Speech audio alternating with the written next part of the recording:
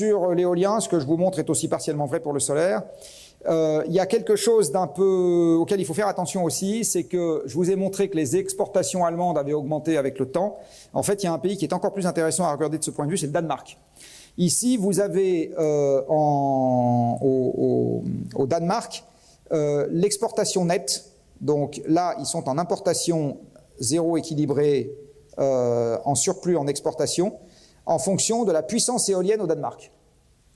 Ben, vous voyez de manière extrêmement claire que, en gros, quand les éoliennes ne tournent pas, le Danemark importe son électricité de ses voisins, notamment du charbon allemand, pas que, mais...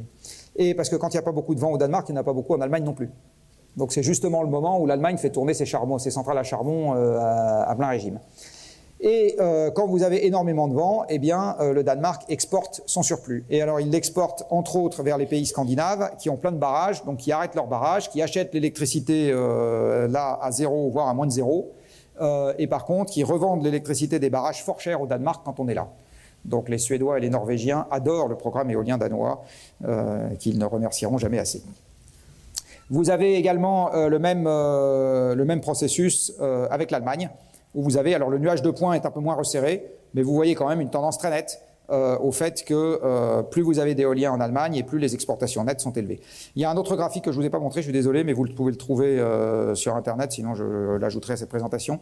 Vous avez également les prix de marché qui ont tendance à baisser quand la puissance éolienne injectée augmente.